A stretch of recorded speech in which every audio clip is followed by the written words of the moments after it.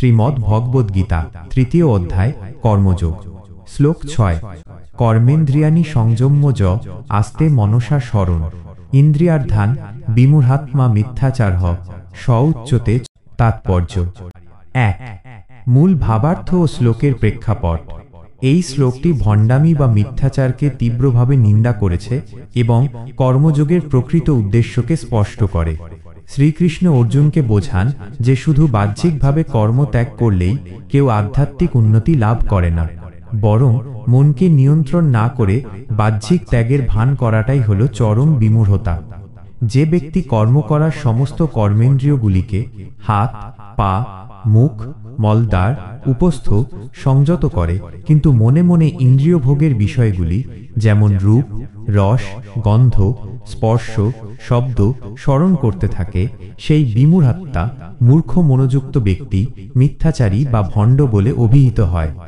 এই শ্লোকটি আগের শ্লোকের 5 ধারাবাহিকতা বহন করে, যেখানে বলা হয়েছিল যে কর্ম না করে কেউ এক মুহূর্ত থাকতে পারে না, তাই কর্মত্যাগের ভান করা অর্থহীন। এই শ্লোকটি সেই সব তথাকথিত যোগী বা সন্ন্যাসীদের সাবধান করে যারা লোক দেখানোর জন্য কর্মের ভান করে ত্যাগ করে, কিন্তু অভ্যন্তরীণভাবে তাদের কামনা বাসনা পূর্ণ মাত্রায় সক্রিয় থাকে। 2 অভ্যন্তরীণ দ্বন্দ্ব কর্মেন্দ্রিয় বনাম জ্ঞানেন্দ্রিয়। ভগবদ্গীতা এখানে মানুষের অভ্যন্তরীণ দ্বন্দ্বের একটি গুরুত্বপূর্ণ দিক তুলে ধরে। আমাদের দেহে 2টি প্রধান ধরনের ইন্দ্রিয় রয়েছে। কর্মেন্দ্রিয় ইনস্ট্রুমেন্টস অফ অ্যাকশন, এগুলি হলো কর্ম সম্পাদনের বাহ্যিক মাধ্যম, হাত দিয়ে কাজ করা, পা দিয়ে হাঁটা, মুখ দিয়ে কথা বলা ইত্যাদি। জ্ঞানেন্দ্রিয় ইনস্ট্রুমেন্টস অফ নলেজ, এগুলি হলো জ্ঞান আহরণের মাধ্যম, চোখ, কান, ত্বক, জিহ্বা, নাক এবং সবার উপরে মন, যা এই সমস্ত ইন্দ্রিয়কে নিয়ন্ত্রণ করে এবং কর্মের প্রতি আসক্তি সৃষ্টি করে। এই শ্লোকে বলা হয়েছে যে মিথ্যাচারী ব্যক্তি কর্মেন্দ্রিয়গুলিকে, যেমন হাত দিয়ে কাজ করা, জোর করে সংযত করে বা থামিয়ে রাখে। হয়তো সে একা বসে থাকে, চোখ বন্ধ করে থাকে বা প্রকাশ্যে কোনো কাজ করে না, কিন্তু তার মন, যেটি জ্ঞানেন্দ্রিয়ের মাধ্যমে প্রাপ্ত বিষয়গুলি ধারণ করে, ক্রমাগত বিষয় চিন্তা করতে থাকে। সে মনে মনে নারী বা পুরুষের রূপ, খাবারের স্বাদ, সম্পত্তির লোভ বা আরামের চিন্তা করে। এই মানসিক আসক্তি তাকে বিমূঢ়াত্মা করে তোলে। 3 মনের শক্তি ও ভণ্ডামির স্বরূপ। মন হল কামনার আতুর ঘর। শরীরকে স্থির রাখা সহজ, কিন্তু মনকে স্থির রাখা অত্যন্ত কঠিন। যখন কোনো ব্যক্তি বাহ্যিক জগতের কর্ম ত্যাগ করে, তখন তার শক্তি মনকে বশীভূত করার কাজে নিয়োজিত হওয়া উচিত, কিন্তু মিথ্যাচারী ব্যক্তি মনের শক্তিকে উল্টো দিকে প্রবাহিত করে। সে ভিতরে ভিতরে ভোগ করে। তার শরীর হয়তো উপবাসে, কিন্তু তার মন বিরিয়ানি বা মিষ্টান্ন ভোগ করছে। তার শরীর হয়তো মৌনব্রত পালন করছে, কিন্তু তার মন অন্যের সঙ্গে ঝগড়া বা কুৎসা করছে। 2 রকম জীবন যাপন করে। বাইরে সে সাধু, পূজনীয়, নির্লিপ্ত, আর ভেতরে সে প্রবল কামনাসক্ত, কামী ও ভোগী। এই দ্বৈততা আধ্যাত্মিক পথের সবচেয়ে বড় বাধা। শ্রীল প্রভুপাদ তাঁর তাৎপর্যে এই বিষয়টিকে অত্যন্ত জোর দিয়েছেন। তিনি ব্যাখ্যা করেছেন যে অন্তর এবং বাহিরের মধ্যেকার অসঙ্গতি বা হাইপোক্রিসি কেবল সামাজিক স্তরেই ক্ষতিকর নয়, বরং আধ্যাত্মিক পথে এটি চরম পতনের কারণ। যিনি মিথ্যাচার করেন তিনি নিজেকে এবং অন্যকেও প্রতারিত করেন। নিজের সঙ্গে এই প্রতারণার ফলস্বরূপ তিনি কখনোই প্রকৃত আধ্যাত্মিক আনন্দ বা শান্তি লাভ করতে পারেন না।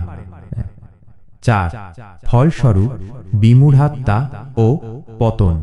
শ্লোকে এই ব্যক্তিকে বিমূঢ়াত্মা বলা হয়েছে। বিমূঢ় মানে মুগ্ধ, ভ্রান্ত বা মূর্খ। কেন বিমূঢ়াত্মা? কারণ সে মনে করে যে শুধু বাহ্যিক ত্যাগের মাধ্যমে সে ভগবানকে বা সমাজকে সন্তুষ্ট করতে পারবে। সে ভুলে যায় যে ভগবান শ্রীকৃষ্ণ স্বয়ং হৃদয়ে অবস্থান করেন। ঈশ্বর সর্বভূতানাং হৃদ্দেশর্জুন তিষ্ঠতি, এবং তিনি মনের সূক্ষ্মতম চিন্তা ভাবনাও জানেন। মিথ্যাচারের পরিণতি এই ধরনের ভণ্ড তপস্যা বা কৃত্রিম সন্ন্যাস কোনো ফলই দিতে পারে না, বরং এটি অহংকার এবং মিথ্যা আত্মতৃপ্তি জন্ম দেয়, যা তাকে প্রকৃত আধ্যাত্মিক পথ থেকে আরো দূরে ঠেলে দেয়। যখন তার সংযম হঠাৎ ভেঙে যায় তখন সে আরও বেশি করে ইন্দ্রিয় ভোগে লিপ্ত হয়, যা তাকে চরম পতনের দিকে নিয়ে যায়। শ্লোকটি এই শিক্ষাই দেয় যে কর্মের চেয়েও গুরুত্বপূর্ণ হল কর্মের পেছনের মানসিক অবস্থা বা চেতনা। 5. সমাধান: প্রকৃত কর্মযোগীর পথ। শ্লোকের বিপরীত চিত্র। এই শ্লোকের নেতিবাচক চিত্রটি থেকে আমরা প্রকৃত কর্মযোগীর একটি ইতিবাচক ধারণা লাভ করতে পারি। শ্লোক 7 এর বিস্তারিত ব্যাখ্যা থাকলেও এই শ্লোক থেকে তার ইঙ্গিত পাওয়া যায়। প্রকৃত কর্মযোগী বা ভক্তের লক্ষণ: 1. মনকে কাজে লাগানো। প্রকৃত সাধক কেবল কর্মেন্দ্রিয় সংযত করেন না, বরং তার মনকেও ঈশ্বরের সেবায় বা সৎ উদ্দেশ্যে নিয়োজিত করেন।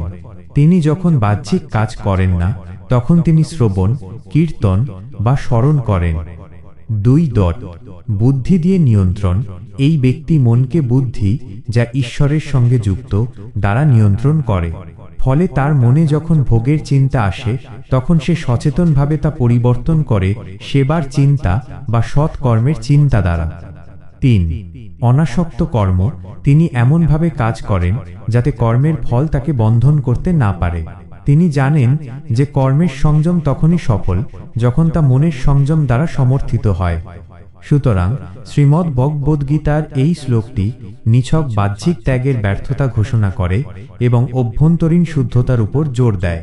কর্মযোগের মূল কথা হল কর্ম ত্যাগ করা নয়, বরং আসক্তি ত্যাগ করে মনকে পরিশুদ্ধ করা এবং সমস্ত কর্মকে যজ্ঞানুষ্ঠানের মতো বা ঈশ্বরের সেবার অঙ্গ হিসেবে সম্পাদন করা। 6. ব্যবহারিক প্রয়োগ ও আধুনিক সমাজে এর গুরুত্ব। আধুনিক সমাজে এই শ্লোকটির গুরুত্ব অপরিসীম। অনেক সময়ই দেখা যায় মানুষ কর্মক্ষেত্রে অফিসের কাজে ফাঁকি দিয়ে মোবাইল বা ইন্টারনেটে ব্যক্তিগত বা ভোগ সম্পর্কিত চিন্তা করে। সে বসে থাকলেও তার মন ভ্রমণ, কেনাকাটা বা বিনোদনে মগ্ন থাকে। যোগ ধ্যানের নামে অনেকে হয়তো ঘণ্টাখানেক চোখ বন্ধ করে বসে থাকে, কিন্তু তাদের মন সারা দিনের ব্যবসা, পারিবারিক ঝগড়া বা পছন্দের খাবারের কথা চিন্তা করতে থাকে। ধর্মীয় অনুষ্ঠানে, মন্দিরে বা মসজিদে উপাসনার সময় শরীর স্থির থাকলেও মন নানা সাংসারিক দুশ্চিন্তা বা পরনিন্দায় ব্যস্ত থাকে। এই সবগুলি এক প্রকারের মিথ্যাচার বা বিমূঢ়তা। শ্রীকৃষ্ণ বলছেন, এমন কৃত্রিম উপায় কখনোই শান্তি লাভ করা যায় না। শান্তি লাভের একমাত্র পথ হল বাহ্যিক কর্মের সঙ্গে মনের চিন্তাকেও একমুখী করা।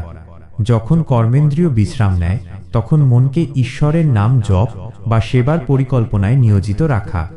এইভাবে শ্লোক 6 আমাদের একটি নৈতিক এবং আধ্যাত্মিক পরীক্ষার মানদণ্ড প্রদান করে।